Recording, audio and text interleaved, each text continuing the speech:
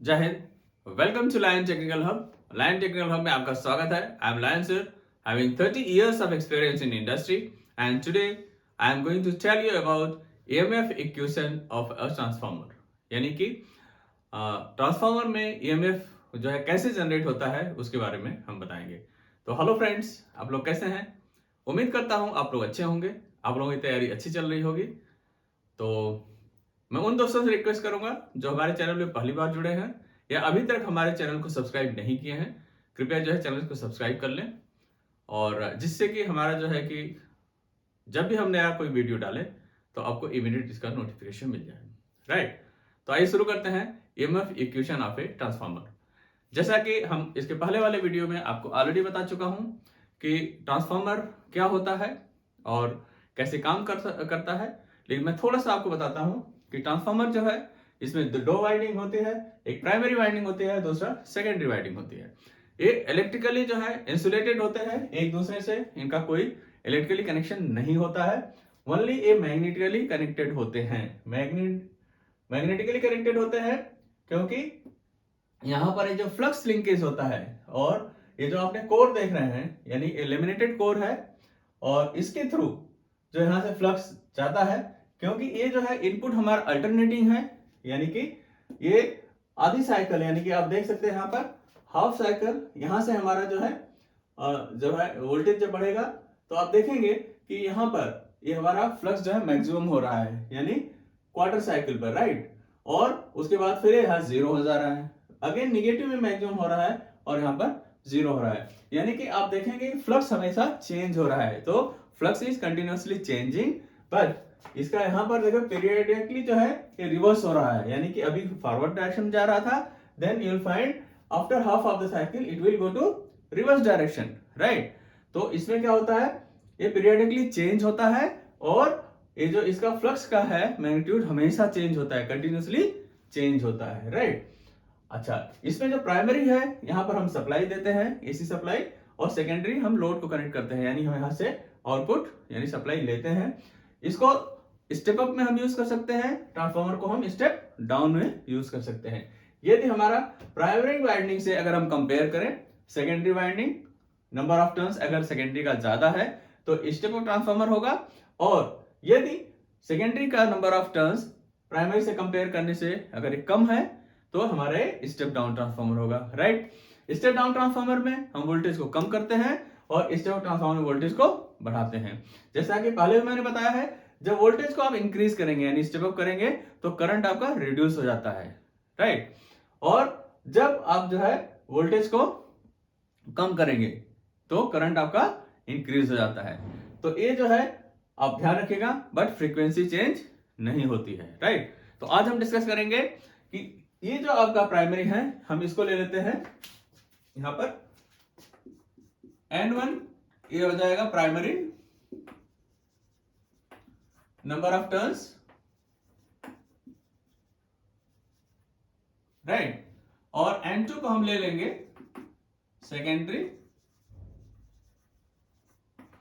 Number of turns, यानी secondary जो आपका वाइंडिंग है उसके नंबर ऑफ टर्न्स हो गए। लाइक, अब फ्रीक्वेंसी क्या होगी, फ्रीक्वेंसी होगा जो हमारा इनपुट सप्लाई है, यानी इनपुट सप्लाई फ्रीक्वेंसी, क्योंकि हमारा जो है फ्रीक्वेंसी चेंज नहीं होता है तो इट विल रिमेन कांस्टेंट। हम यहां पर देख रहे हैं इस आप आ जाइए डायग्राम में, हमारा जो फ्लक्स है ये मैक्सिमम है, और उस समय आप देख सकते हैं कितना डिग्री है, somewhere 90 degree. Right, 90 degree 180 degree पे आप देखेंगे ये जीरो होता है, 270 पे अगेन ये मैक्सिमम हो जाएगा, और 360 पे जीरो होगा। राइट, तो एक साइकिल आपका 360 कंप्लीट हो जाता है, जिसमें आप देखेंगे एक बार ये मैक्सिमम पॉजिटिव साइकिल में जाएगा, और दूसरी बार जो है यहाँ पर आपको 270 डिग्री पे निगेटिव डायरेक्शन में मैक्सिमम आएगा। राइट, तो यहां पर हम देख सकते हैं 5 हमारा मैक्सिमम है पॉजिटिव में, उस समय हमारा जो है ये साइकिल है 1/4 साइकिल। राइट, तो हम इसको बोल सकते हैं flux increases from zero to maximum. यहां पर हम लिख सकते हैं flux increases from 0 to max in 1/4 f, right. यानी कि आपका जो साइकिल है उसका क्वार्टर साइकिल में हमारा फ्लक्स मैक्सिमम होता है, या हम average rate of change of flux हम इसको लिख सकते हैं, average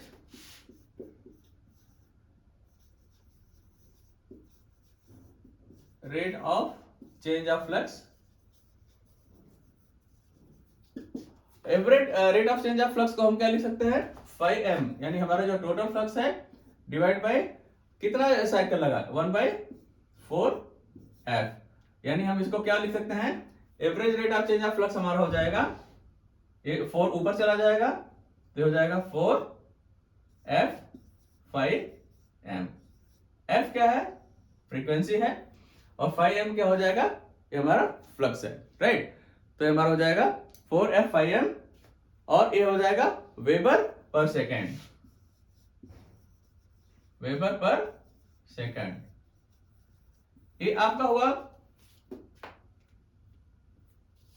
4 f phi m weber per second, ये हमारा हो जाएगा average rate of change of flux, या इसको हम लिख सकते हैं वोल्ट भी लिख सकते हैं, क्या लिख सकते हैं, वोल्ट भी लिख सकते हैं इसको, 4 phi m weber per second को वोल्ट भी लिख सकते हैं, राइट। अब हम देख सकते हैं कि इसमें टोटल चेंज ऑफ फ्लक्स पर turn means induced EMF in volts, यानी कि पर टर्न में हमारा जो है इंड्यूस्ड ईएमएफ इतना है, तो टोटल हमारे वाइंडिंग में कितना इंड्यूस्ड ईएमएफ होगा हम उसको देख लेते हैं, ठीक है। हम इसको मिटा देते हैं अभी, और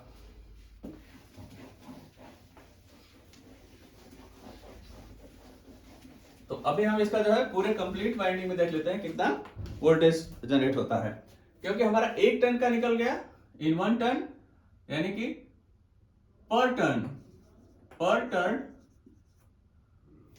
वोल्टेज इंड्यूस्ड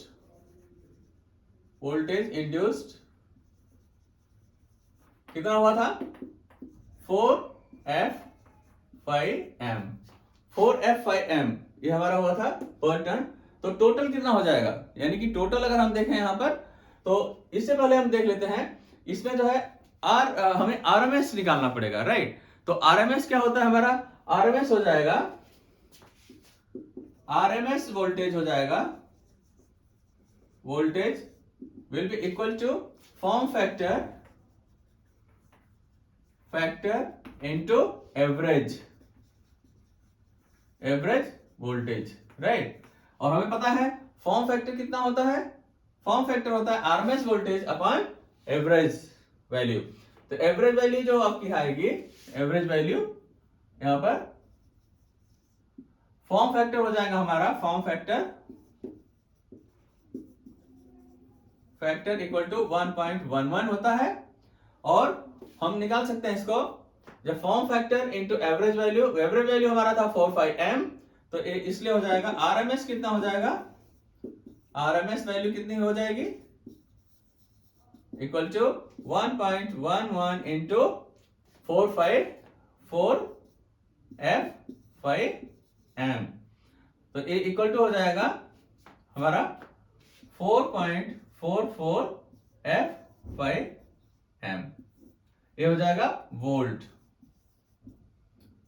ये हमारा आ जाएगा 4.445 m वोल्ट, ये हमारा आ जाएगा 1 टर्न का, राइट, 1 टर्न हो जाएगा पर टर्न, राइट। अब हमें निकालना है टोटल नंबर प्राइमरी वाइंडिंग का, प्राइमरी वाइंडिंग यानी N1, प्राइमरी वाइंडिंग को हम क्या बोलेंगे, N1, और सेकेंडरी वाइंडिंग को हम लिखेंगे N2 से, राइट। तो ये क्या हो जाएगा हमारा, इसलिए हो जाएगा total voltage induced in primary बराबर क्या हो जाएगा, 4.44 f phi m into N1 यानी नंबर ऑफ टर्न्स, आप इसको लिख सकते हैं 4.44 f into N1, phi m को आप लिख सकते हैं इंटू ये आपका हो जाएगा बी एम इंटू ए, चूंकि हमको पता है 5m इक्वल टू क्या हो जाएगा, बी एम इंटू ए, ये होता है तो हम इसकी वैल्यू लिख देंगे 5m को यहाँ पर, तो ये हो जाएगा 4.44 f n1 B M into A. तो ये हमारा आएगा total voltage induced right in the primary. हम ये देखते हैं कि जो प्राइमरी और सेकेंडरी दोनों की जो वाइंडिंग है यहां पर, तो अगर हम इसको निकाल लें तो हम देख सकते हैं E1 अपान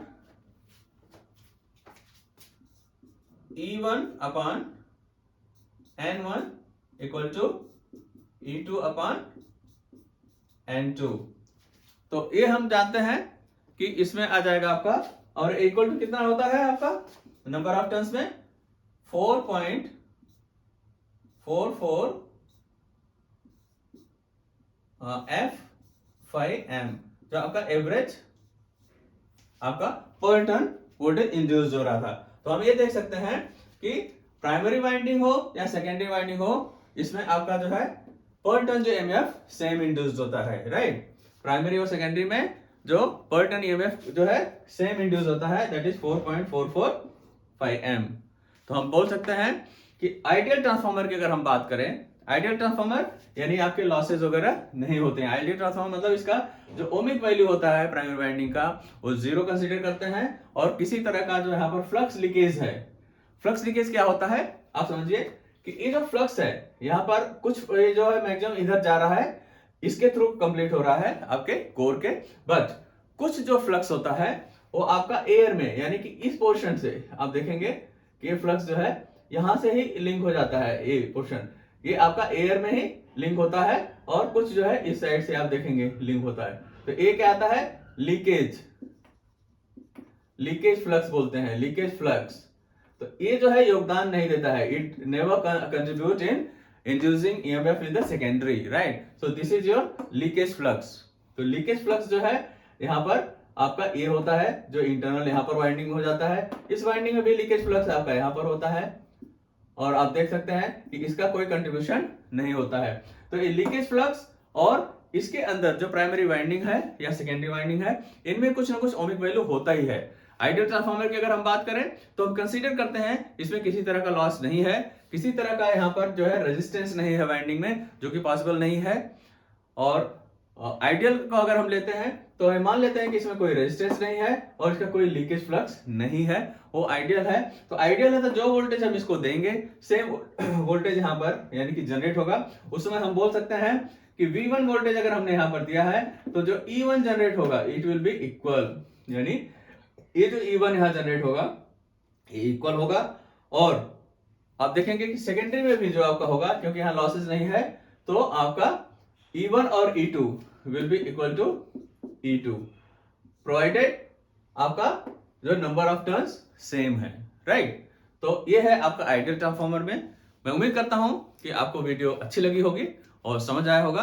तो हमारे चैनल को सब्सक्राइब कर लें, लाइक करें, दोस्तों को शेयर कर दें, बेल आइकन को भी दबा लें ताकि जो है अगले वीडियोस का नोटिफिकेशन इमीडिएट मिल जाए और आप इसका फायदा उठा सके। मिलते हैं अगले वीडियो में। जय हिंद।